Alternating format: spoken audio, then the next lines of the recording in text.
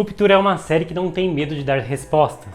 Vimos isso bastante nos episódios anteriores. Mas é claro que não existem respostas aqui na série que nos leve a mais perguntas. E o episódio 9 dessa temporada não foge à regra, vamos falar sobre isso. E aí, tudo na paz? Tudo tranquilo com você?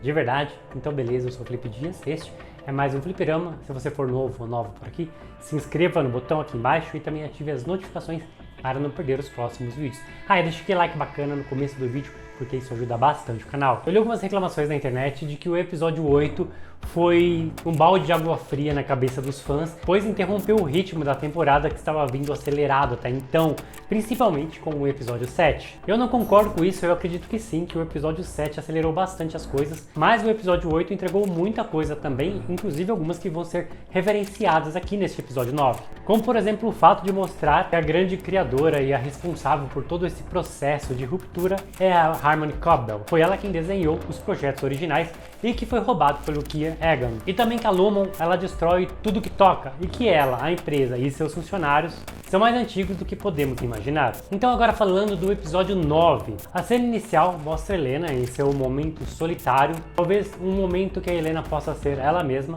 nadando em uma enorme piscina, momento esse que ela parece apreciar bastante. Porém, logo em seguida vemos um momento clássico da solidão da Helena, como ela, por exemplo, indo tomar um café da manhã com seu pai, que diz que não vai comer, que vai apenas observá-la comendo, o que já é estranho por si só, mas também mostra o poder do pai dela, Jamie Egan, pela Helena. Tanto que tem até um detalhe que ela coloca o café e deixa derrubar um pouquinho, e quando mostra, ele está limpando o café, olhando para ela com cara de decepção.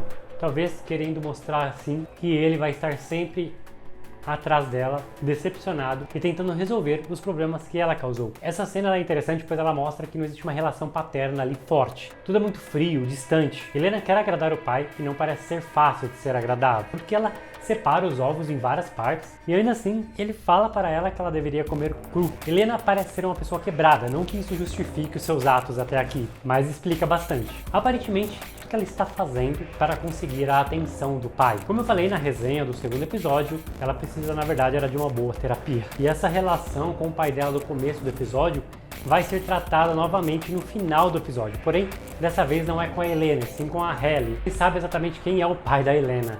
Mas quando ele entra na sala, enquanto ela está decorando o caminho para ir até o elevador que leva à sala de testes, vemos ela entrar de mansinho pela sala que ela está e falando: "Você me enganou, Halle."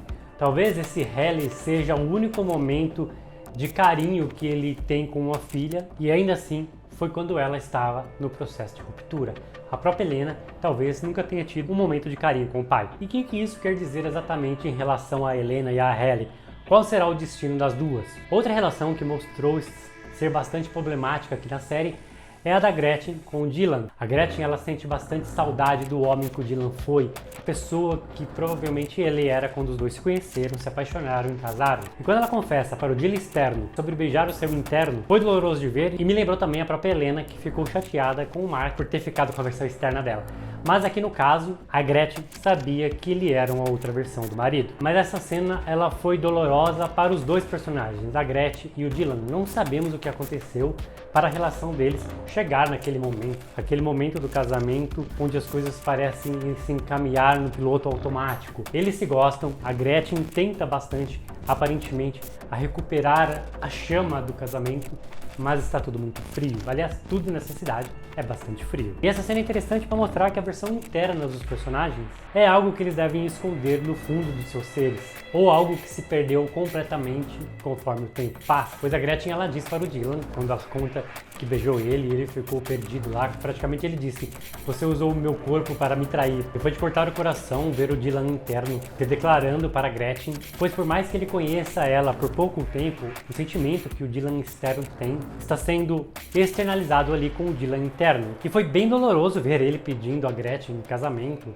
pedindo para ela ficar com ele e ela tendo que rejeitar, pois ela ama o homem que ela conhece realmente. Por mais que aquele Dylan lembre o Dylan externo no começo da relação, ele só tem a parte boa do Dylan, não tem os defeitos, então ele não está completo e ela quer o homem completo. Nós sabemos que de alguma maneira o dinheiro que Dylan ganha na Lumen É um dinheiro que sustenta a família. Por mais que a Gretchen, claro, ela também trabalha, dá pra ver ela com uma roupa de policial, talvez o grande montante venha do Dylan. Ele ameaçando se demitir e isso tiraria todo o dinheiro da família. E nós sabemos que isso pode ser verdade, mas que ele não conseguiria talvez um outro emprego. Mas talvez fosse o melhor acontecer. Tanto que quando o Dylan interno resolve se demitir, ele preenche os motivos de sua demissão, raiva, violência, ele preenche todos os quesitos. E de alguma maneira ele é importante, mas não tanto quanto o Mark, e as pessoas deixam ele se demitir. E qual vai ser o destino desse Dylan também, e como a Gretchen vai reagir a isso, e o próprio Dylan externo vai reagir a isso. E por falar de saídas da Lumon e despedidas, uma delas foi em relação à senhorita Wang. Vamos falar a verdade que essas despedidas, essas cenas desse episódio 9 deu uma cara de final de temporada e até mesmo de final de série para essa segunda temporada de Ruptura. Descobrimos também que a senhorita Wang tem a mesma bolsa de estudo que a Harmony Cobble tem, a Wintertide Fellowship. E aqui uma cena interessante, pois o Milchick, ele presenteia a senhorita Wang com um rosto, com um busto do Jamie Egan. Busto esse que a Cobble também tem, e é onde ela escondia os seus projetos originais do processo de Ruptura. Parece que todas as pessoas, quando concluem esse processo de bolsa de estudo, acabam ganhando um busto desse. E aqui o Milchick pede para a senhorita Hang quebrar o brinquedo dela, e eu vejo essa cena de duas maneiras. Uma delas é o ponto de amadurecimento da senhorita Hang quebrando o seu brinquedo.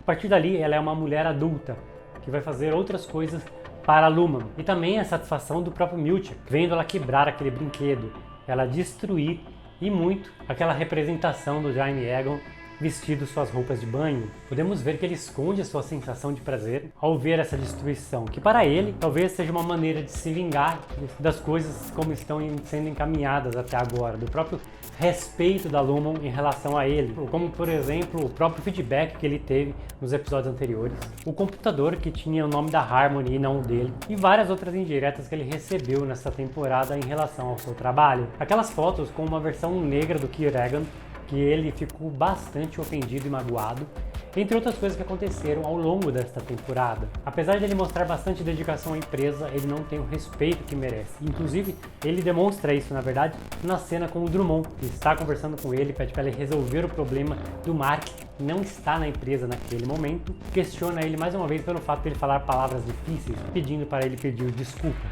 E o Milchick no primeiro momento até cede, mas é humilhado mais uma vez. E aqui uma das melhores cenas do Milchick no episódio, inclusive uma das melhores cenas na temporada.